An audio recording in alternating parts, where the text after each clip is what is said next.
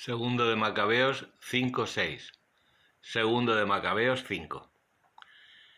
En ese tiempo Antíoco preparó la segunda expedición contra Egipto. Sucedió que durante casi 40 días aparecieron sobre toda la ciudad jinetes que cabalgaban por los aires con vestiduras de oro y armados con lanzas, dispuestos en forma de escuadrones y con espadas desenvainadas.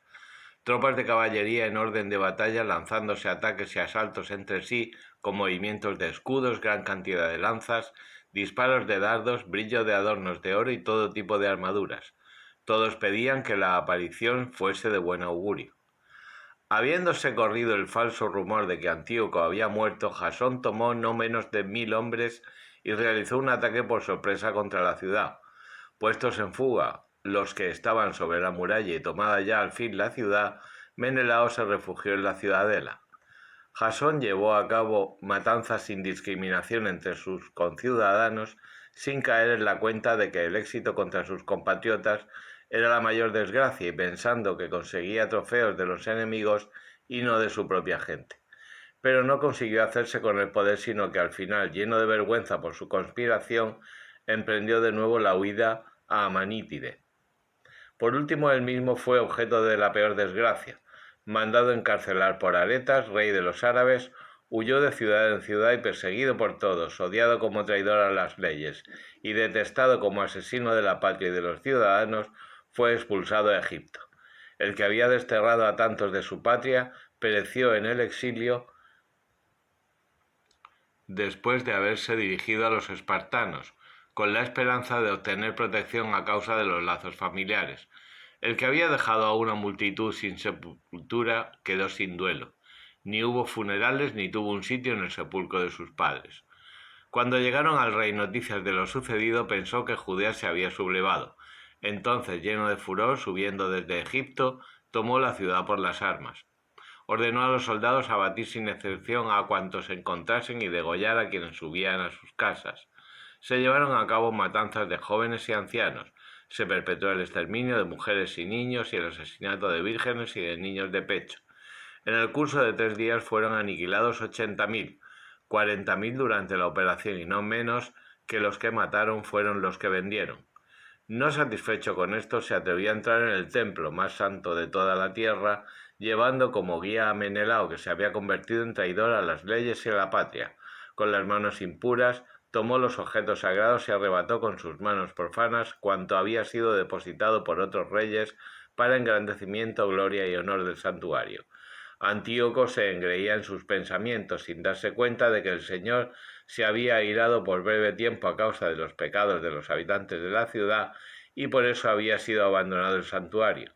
Pero si no hubiera sido porque se encontraban inmersos en muchos pecados, lo mismo que Heliodoro, enviado por el rey Seleuco a inspeccionar el lugar del tesoro, él al acercarse hubiera sido azotado inmediatamente y hubiese cesado en su osadía. Pero el Señor no había elegido al pueblo a causa del santuario, sino al santuario a causa del pueblo. Por eso, el mismo santuario que fue partícipe de las desgracias de la nación compartió después sus beneficios, y si fue abandonado en el momento de la ira del Todopoderoso, en el momento de la reconciliación del Gran Señor fue restaurado en toda su gloria.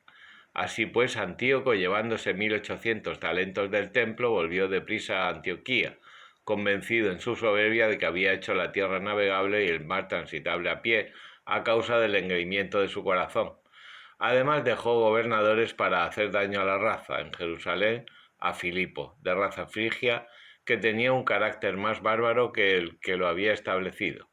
En Garicima, a Andrónico, y además de estos a Menelao, que avasallaba a los ciudadanos más que los otros, y se enemistó con los ciudadanos judíos tratándoles con aversión. Luego envió al misarca Apolonio con un ejército de 22.000 hombres, ordenando dar muerte a todos los de edad adulta y vender a las mujeres y a los niños. Este, cuando llegó a Jerusalén, fingió ser hombre de paz, esperó hasta el día santo del sábado y, sorprendiendo a los judíos en el descanso, ordenó a los suyos hacer un desfile militar. Hizo matar a todos los que salían para contemplarlo y, recorriendo la ciudad con los hombres armados, dio muerte a gran multitud de gente. Judas, llamado también Macabeo, que formaba parte de un grupo de 10, se retiró al desierto, viviendo en las montañas con los que le acompañaban, a la manera de las fieras. Se mantenían alimentándose de comidas vegetales para no incurrir en profanación. Segundo de Macabeos 6. No mucho tiempo después el rey envió a un anciano ateniense para que obligara a los judíos a abandonar las leyes de sus padres y a dejar de regirse por las leyes de Dios, y también para profanar el templo de Jerusalén dedicándolo a Zeus olímpico y el de Garicima a Zeus hospitalario, según correspondía a los habitantes de aquel lugar. El establecimiento del mal fue duro y terrible para todos, pues el templo se llenó de desenfreno y orgías por parte de los gentiles, que se divertían con meretrices y se unían con mujeres en los recintos sagrados, y asimismo introducían en el interior del templo cosas que no estaban permitidas. El altar estaba lleno de cosas detestables prohibidas por las leyes. No era posible celebrar los sábados, ni guardar las fiestas de los padres, ni confesar abiertamente que se era judío. En cambio, cada mes, el día del nacimiento del rey, eran obligados amargamente a asistir al sacrificio, y llegadas las fiestas dionisíacas se les forzaba a ir en procesión llevando coronas de hiedra en honor de Dionisos. Por sugerencia de Ptolomeo se publicó un decreto dirigido a las ciudades griegas próximas para que se procediera del mismo modo contra los judíos si tuvieran que sacrificar, y para que se diera muerte a los que no estuvieran dispuestos a pasarse a las costumbres griegas. Se podía ver, por tanto, la tribulación que se avecinaba. 2 mujeres fueron denunciadas por haber circuncidado a sus hijos y tras colgarles a los niños a los pechos y hacerles recorrer públicamente la ciudad, las precipitaron por la muralla. Otros que se habían reunido en unas cuevas cercanas para celebrar secretamente el sábado, denunciados a Filipo, fueron quemados juntos, pues tenían reparos religiosos en defenderse por el honor debido a aquel día santísimo. Ruego a los lectores de este libro que no se depriman por tales desgracias y que consideren que los castigos no son para la destrucción, sino para la corrección de nuestra raza, porque el no dejar impunes mucho tiempo a los que obran impíamente, sino enviarles castigos enseguida, es señal de gran benevolencia. Pues el Señor, si bien con otros pueblos espera pacientemente para castigarlos hasta que han llegado a colmar la medida de sus pecados, decidió que no fuese así con nosotros, para no tener que castigarnos después cuando nuestros pecados hubieran llegado hasta el extremo. Por eso nunca aparta su misericordia de nosotros, sino que corrigiéndonos con desgracias, no deja abandonado a su pueblo. Que nos quede dicho esto como recuerdo, y tras este breve paréntesis volvamos a la narración. A Eleazar, uno de los escribas preeminentes, hombre de avanzada edad y de aspecto muy venerable, abriéndole la boca, le forzaban a comer carne de cerdo. Pero él, prefiriendo una muerte gloriosa a una vida ignominiosa, se adelantó voluntariamente al suplicio, escupiendo el bocado según el modo de comportarse de aquellos que se mantienen firmes en rechazar las cosas que no es lícito comer ni siquiera por el entrañable amor a la vida.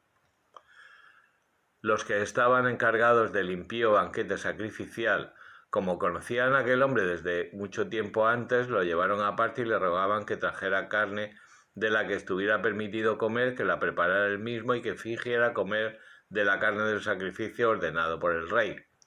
Al obrar así, se libraría de la muerte y conseguiría ser tratado con clemencia en virtud de la antigua amistad que tenía con ellos. Pero él tomó una honrosa decisión digna de su edad, del prestigio de su vejez, de sus merecidas y venerables canas, de su inmejorable conducta desde niño y sobre todo de la divina y santa legislación. Así que dio una respuesta consecuente contestando de inmediato que lo enviasen al Hades. Porque no es digno de nuestra edad fingir, de manera que muchos jóvenes crean que el nonagenario Eleazar se ha pasado a las costumbres extranjeras y a causa de mi simulación y de una vida breve y pasajera se pierdan por mi culpa y yo acarree ignominia y deshonor en mi vejez. Pues incluso si al presente yo escapara del castigo de los hombres, no huiría de las manos del Todopoderoso, ni vivo ni muerto. Por eso, entregando ahora valerosamente la vida, me mostraré digno de mi vejez, dejando a los jóvenes un noble ejemplo de morir voluntaria y noblemente por las santas y venerables leyes. Tras decir estas cosas, se dirigió enseguida al tormento. Los que lo llevaban cambiaron la benevolencia que poco antes tenían hacia él en hostilidad, pues consideraron que las palabras que acababa de decir eran una locura. Cuando estaba a punto de morir por las heridas, dijo entre gemidos: «Quede patente al Señor, poseedor del santo conocimiento, que aun pudiendo librarme de la muerte, soporto fuertes dolores en mi cuerpo al ser flagelado, pero en mi alma lo sufro con gusto por temor a él. De esta forma murió dejando su muerte como ejemplo de nobleza y como recuerdo de virtud, no solo para los jóvenes, sino también para la gran mayoría del pueblo. Siracia 51, 19-38. Ante el templo la pedía y hasta el final la buscaré. Ella floreció como uva temprana. Mi corazón se alegró con ella, mis pies anduvieron por el camino recto. Desde mi juventud he seguido sus huellas. Incliné un poco mi oído y la recibí, me encontré con una gran enseñanza. En ella hice progresos, al que me dio sabiduría yo daré gloria, pues decidí ponerla en práctica, intentaré hacer el bien y no me avergonzaré. Por ella luchó mi alma y fui diligente en practicar la ley. Extendí mis manos a lo alto y reconocí mis ignorancias acerca de ella. A ella dirigí mi alma y la hallé en la purificación. Con ella adquirí cordura desde el principio, por eso no la abandonaré. Mis entrañas se conmovieron al buscarla, por eso he logrado una preciosa adquisición. El Señor me concedió en recompensa una lengua con la que le alabaré. Acercaos a mí los no instruidos, quedaos en mi escuela. ¿Hasta cuándo os privaréis de estas cosas si vuestras almas están tan sedientas? He abierto mi boca y he hablado. Compráosla sin dinero, someted vuestro cuello a su yugo, que vuestra alma reciba la instrucción. Al alcance está el encontrarla. Ved con vuestros ojos qué poco me he fatigado y el gran sosiego que me he encontrado. Comprad la instrucción incluso con mucho dinero, pues con ella conseguiréis oro abundante. Que vuestra alma se goce en su misericordia, no os avergonzaréis de alabarlo. Realizad vuestra tarea a tiempo y Él os recompensará en su tiempo. Apocalipsis 16. Oí una fuerte voz procedente del templo que decía a los 7 ángeles: Id a verter sobre la tierra las 7 copas de la ira de Dios. Marchó el primero, vertió sobre la tierra su copa y sobrevino una llaga maligna y perniciosa a los hombres que tenían la marca de la bestia y a los que habían adorado su imagen. El segundo vertió su copa en el mar, que se convirtió en sangre como de muerte, y todos los seres vivos del mar murieron. El tercero vertió su copa en los ríos y en las fuentes de las aguas, que se convirtieron en sangre.